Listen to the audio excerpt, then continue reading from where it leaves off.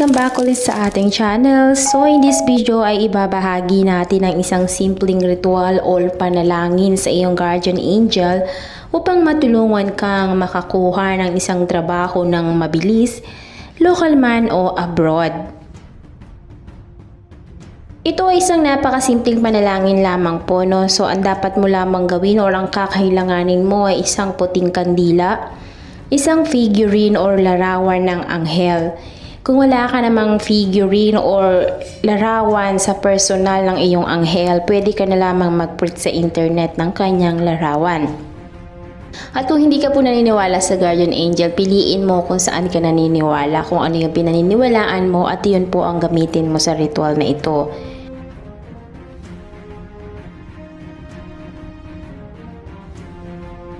Number 1, sindihan mo ang puting kandila sa iyong altar or sa kahit anumang mesa. At pangalawa, hawakan mo ang iyong figurine or larawan ng anghel sa iyong mga kamay.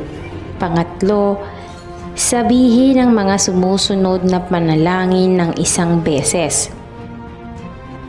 Aking guardian angel, narito ang atensyon at pagmamahal ko. Ikaw ang aking matapat na kaibigan na nagpoprotekta sa akin. Hinihiling ko sa iyo na tulungan ako sa prosesong ito upang mabilis akong makakuha ng trabaho. Tulungan akong makipag-usap ng epektibo sa anumang mga panayam or interview sa trabaho bago at pagkatapos. Tanggalin ang lahat ng mga hadlang o balakid upang magkaroon ako ng isang masaya at matagumpay na karir mula ngayon. You are my higher being.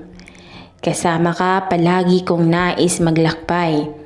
Pag-ingatan mo ko ng may malambing at kawang gawa na nagpapadala ng kagalakan at pagpapala. Ang aking soft companion at kaibigan. Tulungan ako sa sandaling ito. Protektahan ako ngayon at magpakailanman. Amen. At pagkatapos nito, ilagay ang iyong anghel sa altar sa tabi ng kandila. Siguraduhin na hindi ito makakalikha ng sunog, okay? And then hayaan ang kandila na masunog hanggang ito ay maupos na. Maaari mong ulitin ang makapangyarihan na panalangin na ito araw-araw sa isang bagong kandila hanggang sa makuha mo ang trabaho na gusto mo. Wala ka namang oras upang gawin ito, gawin ang ritual na ito minsan sa isang linggo at manatili lamang tapat at ang perpektong trabaho ay darating sa iyo basta magtiwala ka lamang. Kahit na matagal ka nang naghahanap, ang isang positibong ugali ay maaring gumawa ng mga himala. Matuto kang makipagsapalaran at lumikha ng iyong sariling mga oportunidad. At paalala lamang, ang pag-abroad ay isang pakikipagsapalaran, kaya nararapat na maging positibo at malakas ang loob mo upang ikaw ay magtagumpay.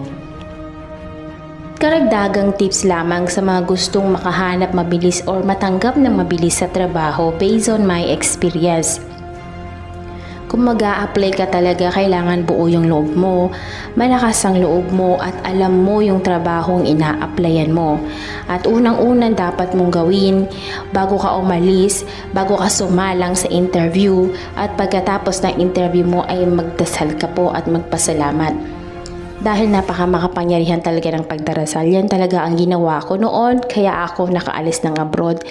Dasal lamang ang kasama ko at lakas ng loob. At syempre yung kaalaman dun sa posisyon na ina-applyan ko para mas mabilis kang matanggap. Yun lamang po at good luck sa mga gustong magtrabaho dito man sa atin or sa abroad.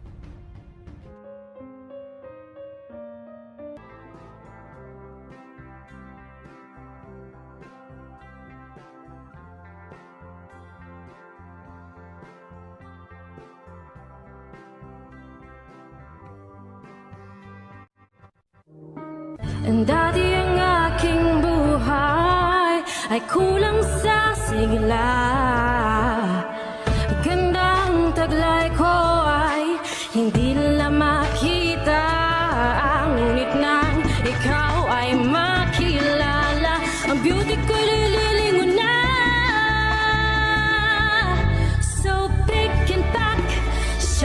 drop sa Easy Shop. Gagandang buhay, pick and pack. Shop till you drop sa Easy Shop. Mundong magiging makulay, pick and pack. Shop till you drop sa Easy Shop. Gagandang buhay, pick and pack. Shop till you drop sa Easy